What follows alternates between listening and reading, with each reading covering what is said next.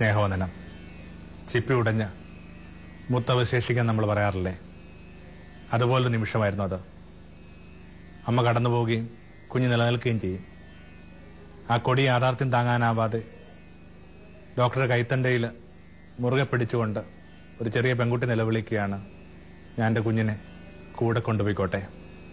Doctor അവളെ ആശ്വസിപ്പിച്ചു, നിന്റെ കുറവ് അറിയാതെ ഞങ്ങൾ ഈ കുഞ്ഞിനെ വളർത്താം, എല്ലാ സ്നേഹവും കരുതലും കൊടുത്ത്.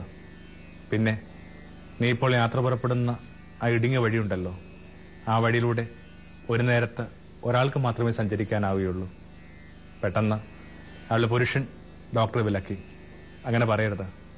അവളോട് പറയുക, മറ്റൊരാൾ കൂടെ ആ യാത്രയിൽ കൂടെ ഉണ്ട്. എന്നിട്ട് മിഴിപൂട്ടി 23-ാം സങ്കീർത്തനം പാടി, യഹോവ എന്റെ ഇടയനാകുന്നുള്ള സങ്കീർത്തനം.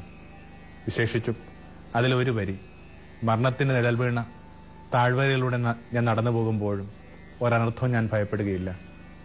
ആ സങ്കീർത്തനം വേദപുസ്തകത്തിന്റെ ഭാഷയിൽ അവളുടെ പ്രാണനെ തണുപ്പിച്ചു. ആ തണുപ്പിൽ അവൾ മിഴിപൂട്ടുകയും ചെയ്തു. എത്രയോ നൂറ്റാണ്ടുകളായിട്ട് എത്രയോ കോടി മനുഷ്യരെ സാന്ത്വനപ്പെടുന്ന സങ്കീർത്തനമാണത്. സങ്കീർത്തനം 23. ദാവീദാണ് അത് രചിച്ചതെന്നൊക്കെയാണ് നമ്മൾ പൊതുവെ വിചാരിക്കുന്നത്. ചിലർ പറയാറുണ്ട് അത് ദാവീദിലേക്ക് ഇങ്ങനെ ആട്രിബ്യൂട്ട് ചെയ്തിട്ടുള്ള സങ്കീർത്തനമാണ്.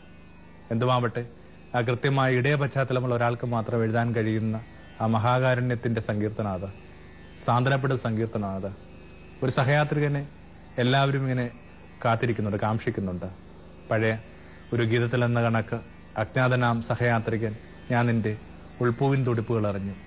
ആ പാട്ടൊക്കെ കേൾക്കുമ്പോൾ ഓരോ മനുഷ്യനും ആഗ്രഹിക്കുന്നുണ്ട് അങ്ങനെ ഒരാളെ, കൂടെ വരുന്ന ഒരാളെ.